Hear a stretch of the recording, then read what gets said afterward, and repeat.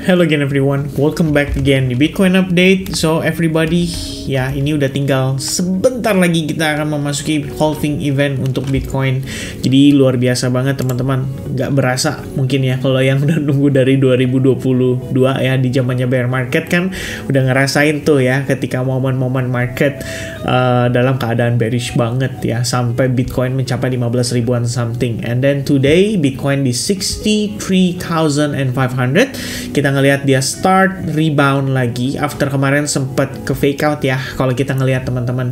Dan saya sempat update sih beberapa proses-proses itu terutama by grup Telegram. Jadi kalau kalian mau gabung di grup Telegram, it's free guys ya. Just check atau take a look di bagian section daripada description di video ini ya. Di sini ada link untuk free Telegram group ya. Tinggal diklik aja, habis itu kalian akan ke redirect ke grup ini teman-teman.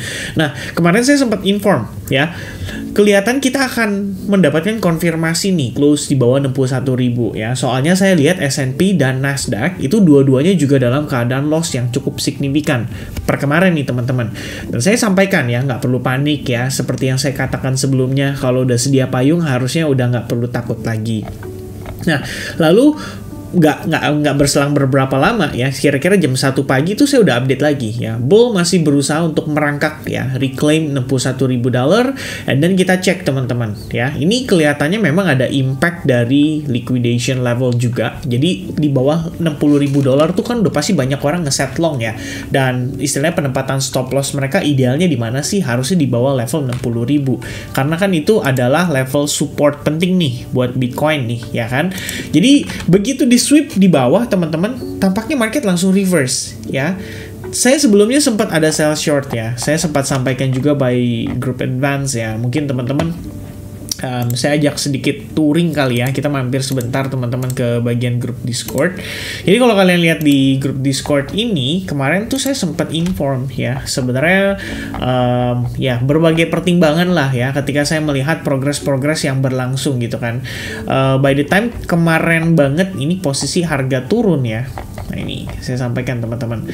Saya ada 2 position ya running pada saat momen kemarin itu terjadi. Jadi begitu kita ngelihat wah ini memang ada probabilitas nih untuk Bitcoinnya turun ya. At least per siang kemarin teman-teman. Saya coba untuk breakdown dulu ya. Ini sama yang saya update ke kalian nih ya. Kita ngelihat ada bullish divergence di time frame 4 jam. And I think baru play outnya hari ini ya teman-teman sekalian. Saya bilang di sini ya, soalnya Bitcoin saat ini bertahan aja, sudah valid breakout dan descending broadening wedge. Ini waktu momen-momen kita kemarin terakhir banget update Bitcoin ya di video sebelumnya. Lalu saya bilang teman-teman begini ya, BTC bila break dari previous demand bisa di follow up untuk sell short ya. Judging by closingnya 4 jam bisa dibilang reject nih dari EMA 8 dan 21. Ada candle formation ya, kebentuk evening star. Jadi pertimbangan sementara adalah possible lower low per malam hari ini ya, dalam artian malam tanggal 17 ya, which is itu adalah malam 2 hari yang lalu. Atau retest lagi ke 61.000. Ternyata kita dapatnya lower low ya. Saya bilang sama teman-teman, idealnya long position ya clear out dulu, jangan di hold atau di maintain gitu ya. Dan kita ngelihat begitu evening star pattern terkonfirmasi ya per jam 7 malam. And then kita lihat ya, update memasuki New York Open sempat mantul, tapi kemudian kita lihat ya, exponential moving average 21 kena reject ya. Saya katakan close bullish engulfing invalidated dengan weak candle di atas dengan weak candle di atas, maksud saya seperti ini. Ya, currently price sudah lagi retest ke support, sell short possible, dieksekusi range bla bla bla bla bla, protective stop loss ya di range bla bla bla bla bla. Kemudian ya running quite well ya, kita bisa lihat Bitcoinnya drop setelahnya cukup signifikan menembus $61.000. Kemudian semua range likuidasi ya untuk long position di kisaran 60.000 itu semua dihabisin teman-teman. Jadi kita ngelihat Bitcoinnya drop. Nah, saya bilang sama teman-teman, kalau misalkan valid close di bawah 61.000, ini berarti baru pertama kali nih sejak Maret 2024 terakhir ya. Saya sampaikan di sini ada 2 key level penting, 57.000 dan 51.800. Kalau tanda kutip di break ya. Jadi saya bilang nih validasinya tunggu close candle pada daily ya, hanya valid visit ke sana kalau BTC valid close di bawah support resistance di daily time frame atau daily close. Ternyata beruntungnya kita, saya bilang sama teman-teman, BTC back crawling ya, bermain di atas 61.000, Bitcoin hanya sapu liquidity, long exit trader dibablas semua. Kalau punya sell short, consider untuk secure, atau kalian mau move stop loss ke break even, ya itu kembali ke discretion masing-masing ya. Kemudian yang terjadi adalah Bitcoin balik dan berusaha untuk closing di atas 61.000.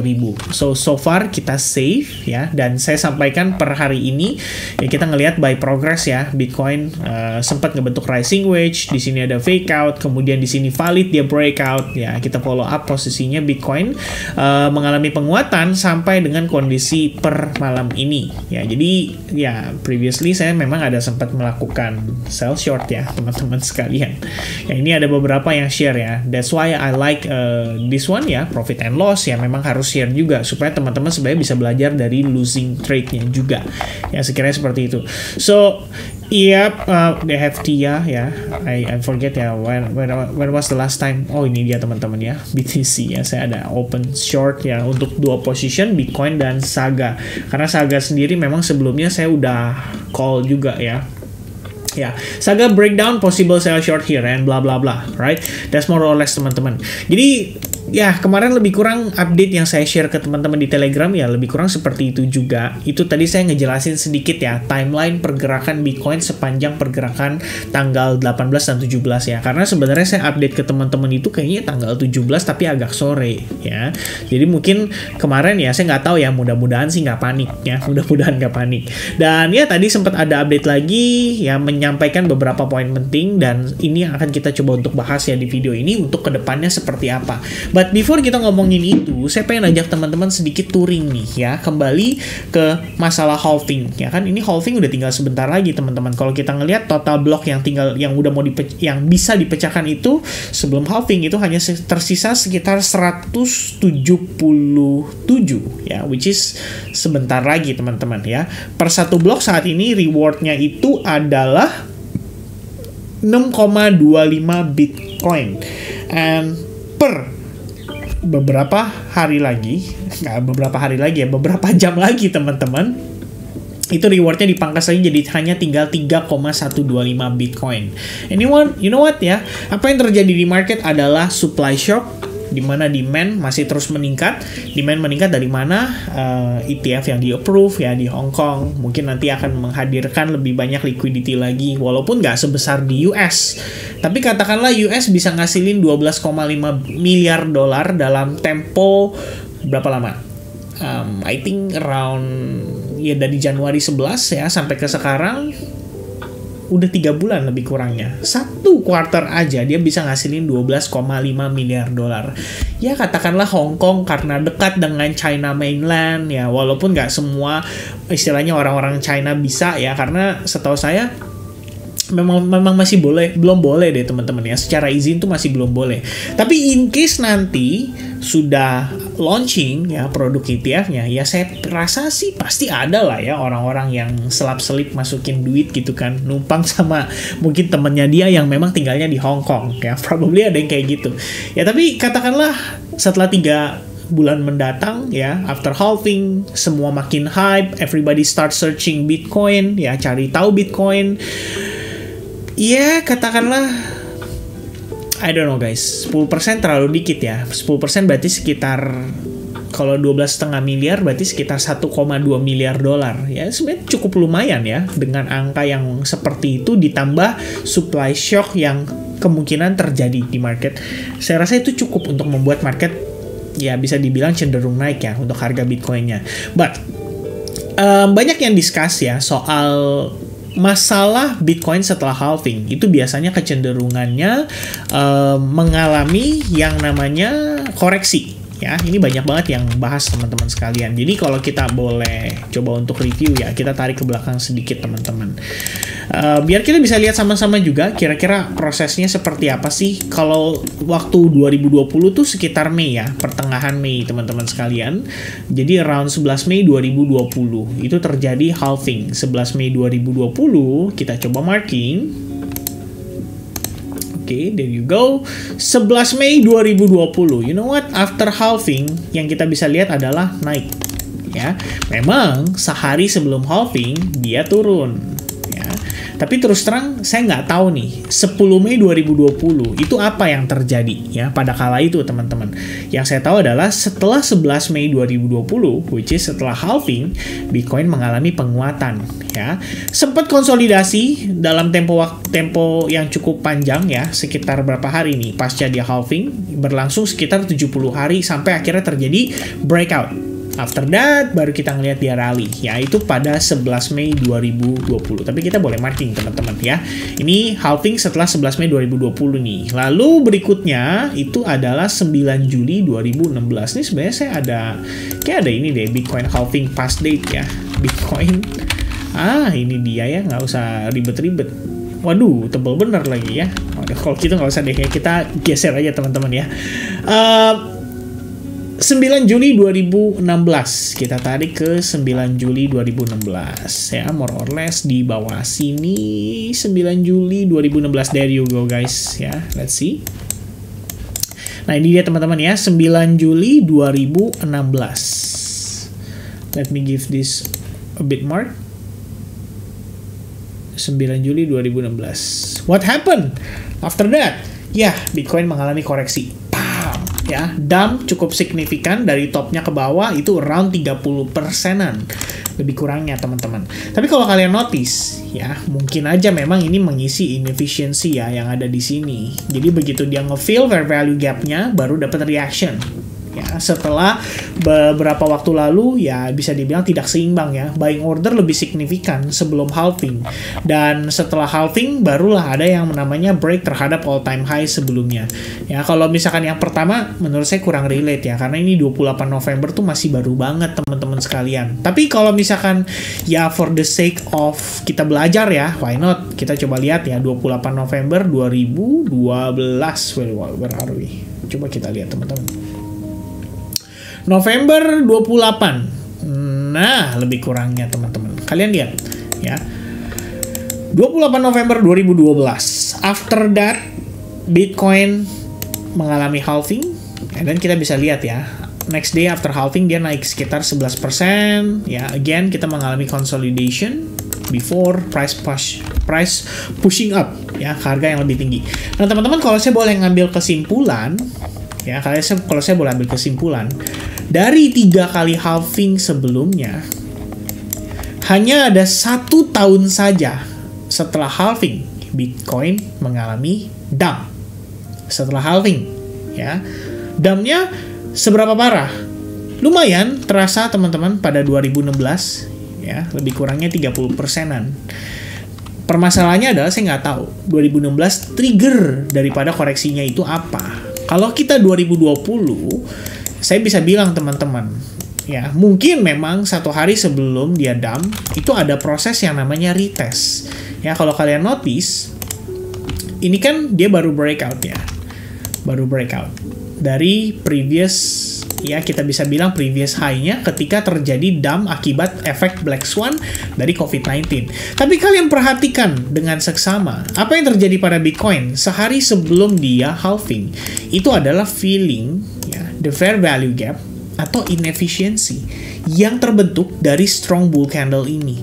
Ternyata dia hanya koreksi, filling the fair value gap, and then what? We are going to push harganya ke atas lagi ya, istilahnya dia naik lagi teman-teman. Nah sekarang timbul pertanyaan nih ya, ini kan halving diprediksi ya, bukan diprediksi ya, kalau ini kan berdasarkan kalkulasi ya, dia menghitung dari seberapa cepat para miners ini menyelesaikan blok ya daripada Bitcoin-nya teman-teman. Ya so far sih kalau kita lihat teman-teman pergerakan saat ini, apakah tersedia inefficiency? Jawabannya iya. Ada teman-teman. Di mana inefisiensinya, Vin? Dari titik high point ini, saya tarik ke atas seperti ini, teman-teman. There you go. We have inefficiency here. Ya, more or less-nya teman-teman sekalian. Ini high point, ini adalah low point ya. Di sini ya bisa dibilang low point-nya di sini, tapi kan ini udah ke-fill sebagian, teman-teman. Jadi kita anggap bahwa proses ini yang belum terisi dari segi order. Dan kita lihat liquidation ya saat ini. Setelah kemarin dia sweep di bagian bawah, liquidation level kemudian berikutnya tersisa itu ada di $65.000 ya, lebih kurang di atasnya. Unless teman-teman ganti ke yang tempo lebih cepat. Ya, kalau periode lebih cepat, ini lumayan gemuk guys di bawah ya, di kisaran 59.000 something di bawah ini tuh lumayan gemuk. Jadi apakah artinya setelah halving semerta-merta Bitcoin harus mengalami koreksi? Jawabannya tidak juga. Ya, faktanya tadi kita lihat dari 3 halving sebelumnya. Ya, memang ada proses koreksinya, tapi koreksinya itu sebatas koreksi yang wajar. Bukan dump yang dalam tanda kutip bikin market panik. Dumpnya tuh seperti ini, gitu loh. Nggak seperti itu. Bukan seperti ini juga. Ya, bukan seperti ini. Apalagi ini. Ya, kejadian 2022. Makanya saya bilang mentalnya para survivor bear market ya di 2022 itu lebih kuat ya. Ini bayangin turun dalam beberapa hari aja itu sekitar $13.000 setara dengan 44%. Ya, pusingnya minta ampun teman-teman. Alright.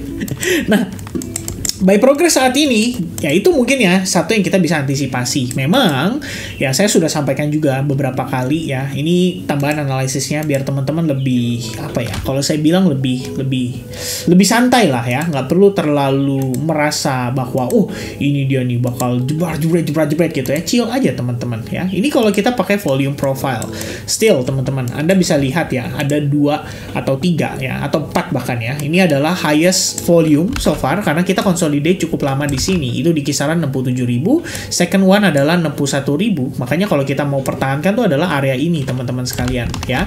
Dikit di bawahnya itu ada di 57.000-an ya, lebih kurangnya. 57.000 dan itu artinya apa? Somewhere around here ya, di bagian tengah daripada inefisiensi yang terbentuk itu. Sementara di bawahnya itu ada spike volume sangat besar, itu di kisaran 51.800. Ya sebenarnya kalaupun memang harus koreksi ke range-range itu, saya rasa nggak ada masalah juga sih. Bitcoin memang sudah terlalu slow ya pergerakannya, dan kalian tahu untuk market bisa rebound itu kita butuh pembeli. Untuk pembeli bisa masuk itu kita butuh orang panik jual supaya ada barang bisa mereka beli, kira-kira kayak gitu. Nah so far teman-teman sekalian, ya untuk menambahkan beberapa key level analysis ya yang saya pengen share ke teman-teman. Satu, Bitcoin kemarin sukses close di atas 61.000, which is a very good sign ya, mengkonfirmasi yang namanya divergence yang terbentuk pada time frame hourly-nya. Jadi kalau kita ngelihat di time frame 4 jam, ini tuh terdapat yang namanya divergence. Divergence-nya menurut saya cukup terukur dan cukup baik sekali ya reaction-nya. Kalau kalian notice, ini dia create yang namanya lower low, meanwhile MACD create yang namanya higher low. Kemudian di RSI juga sama, dia create yang namanya higher low. Ditambah kalau RSI ini udah hampir mendekati indeks tengah 50. Ini artinya kalau Bitcoin bisa sukses ya bertahan nih di atas range area saat ini, which is range area yang menurut saya sangat penting ya. Jadi kalau saya gunakan indicator exponential moving average 21 yang saya marking dan saya share ke teman-teman ya. Ini teman-teman sekalian. Ini menurut saya penting. Bitcoin hanya perlu bertahan di sini, di atas level ini, at least selama 2-3 candle ke depan, which is asumsinya itu antara di jam 11 siang nanti ya. Per kalian mungkin nonton video ini biasanya udah pagi ya, jam 11 siang nanti dan di jam 3 sore, serta di jam 7 malamnya. Beberapa candle itu menurut saya critical dan krusial ya. Kenapa saya katakan demikian? Satu teman-teman, di candlestick close pada jam 11 tadi malam, itu kita udah ngelihat Bitcoin akhirnya sukses main di atas EMA 21. Setelah terakhir kali kita main di atas itu adalah kisaran tanggal 12 April. Habis itu kita koreksi, mau main di atas EMA 21, kena reject, turun lagi. Main di atas EMA 21, kena reject, turun lagi. Terjadilah kemarin break low yang ternyata hanya menghabisi liquidity di bawah saja. Jadi, kalau kita lihat saat ini per candle yang terbentuk ya setelah close jam 3 pagi tadi, lebih tepatnya sekitar sejam yang lalu sebelum saya bikin video ini, itu ngebentuk hanya doji, buntut panjang ke bawah. Indikasi bagus? Of course. Berarti ada tekanan jual, maksa harga balik bermain di bawah EMA 21. Tapi berhasil digagalkan. Nah, itu percobaan pertama. Percobaan kedua, kita perlu lihat nih, closing jam 7. sekaligus closing daily. Closing daily juga menurut saya memegang peran penting. Kalau misalkan daily, ya, katakanlah dia bisa closing kayak gini aja. Ini sebenarnya udah lumayan bagus guys. Ada sebuah pola candlestick yang namanya bullish harami pattern. Sebenarnya harami itu lebih kepada hamil ya. Jadi kita bisa bilang candle hamil ya. But more or less ya, saya pernah belajar ya di salah satu, ya bisa dibilang salah satu mentor juga ya. Dia menjelaskan bahwa bullish harami itu bisa di dalam kandungan, tapi ada pun ya sebenarnya satu pola lagi ya, bullish candlestick pattern. Ya, saya lupa nama polanya apa teman-teman. Let's see, we have bullish engulfing. Ini bahkan di sini nggak ditulisin bullish harami ya guys ya, lebih kurangnya guys. So let's see. Oh, this one guys, I'm almost forget. Piercing line ya, piercing line candlestick pattern. Dan ini sebenarnya merupakan sign yang bisa dibilang memberikan indikasi bullish ya. Bahwa bullish candle itu opennya harus di atas 50% dari si bearish candle. Dan pada saat open candle di hari dimana candle bullish ini terbentuk, itu harus gap down. Which means kita lihat sedikit banyak ya memenuhi syarat guys ya. Per Bitcoin kemarin close, kita open slightly di bawahnya, jadi ada sedikit gap down. Kemudian menjelang penutupan, kalau kita bisa survive di atas 50%, which is likely di atas 50%, inilah yang dinamakan dengan piercing line candlestick pattern. Nah, good news-nya apa? Terjadinya bukan di level sembarangan, ya, terjadinya di level krusial juga. Kita bisa bilang level $61.000, which is sebagai area support resistance kita. Dan kalau saya marking seperti ini ke samping, ya ini untuk menandai aja sih lebih kurangnya ya. Kita lihat teman-teman, apa yang terjadi. Satu yang saya lihat lebih menarik lagi adalah ada proses liquidity sweep. Jadi kita ngelihat ada pengambilan likuiditas di bawah sini. Nah, fake out, sapu bersih ya, long position yang diambil lebih early dengan area likuidasi di bawah $60.000 sudah selesai, penumpang sudah diturunkan, udah nggak berat lagi, akhirnya gampang dia nanjaknya. Dan sekarang kita menuju ke potentially level 64.000 sampai 65.000 ya, melihat dari liquidation heat map ya. Kita bisa ada gambaran, oh ini kayaknya di atas nih, yang sell short bisa dibantai dulu nih ya. Tapi baik lagi pertanyaannya teman-teman, sorry belepotan. Jam 7 dia bisa nggak closing di atas EMA 21? That's the first question. The second question adalah jam 11 dan jam 3-nya ya. Jadi berikutnya kita bisa survive nggak? Sampai kapan, Vin? Sampai exponential moving average start crossing up atau upshift. Per kondisi itu terjadi, semestinya Bitcoin probabilitasnya bisa di atas 50% untuk dia nanjak. Nah, nanjaknya next-nya kemana nih? Ini by the way sudah saya boleh hapus ya. Saya pakai chart ini aja deh. Nah, ini lebih kurangnya, sorry bukan yang itu. Mana ya? Nah, ini dia teman-teman ya. Ini saya tadi ada sempat marking ya sebelum saya tutup analisis, lebih tepatnya bukan tutup sih, sebelum saya bikin video analisis ini. Kalian harus ingat guys, itu adalah satu buah titik area di mana kemarin terdapat selling pressure yang agresif. Jadi kalau kalian ingat, ini adalah pengambilan liquidity di atas ya. Jadi begitu dia nge-sweep ke atas, yang terjadi apa? Sebenarnya dia ngehajar area order block ini ya, yang terbentuk dari si bullish candle tersebut. Jadi kita ngelihat di situ dia nge-sweep ke atas. Awalnya saya pikir ini kan descending broadening wedge ya, ternyata dia juga gagal mempertahankan area order block ini. Nah, di momen ini terjadi breakdown yang tadi saya sudah jelaskan di awal dari video ya. Inilah saya flip bias menjadi sell short per closing 4H ditambah dengan detail tersebut ya, dimana ada liquidity sweep yang nggak cuma di bawah sini tapi juga di atas sini. Ini ada 2 kali liquidity sweep. Nah, lebih kurangnya saya geser ke samping tuh, kalian notice ya, ada buntut candle terbentuk lebih kurang di situ. Nah, itu yang terjadi teman-teman. Dari sana kita dapatkan selling pressure, membuat harga pada Bitcoin itu mengalami break low. Ya, so di sini terjadi break low, kemudian harga start recovery perlahan-lahan, sempat ada rising wedge, tapi ini ternyata fake out, balik lagi buat ngambil liquidity ya. Biasanya ada yang kesangkut sell short atau mungkin eksekusi, tapi nggak ada masalah teman-teman, karena memang secara bias kan sementara masih bearish.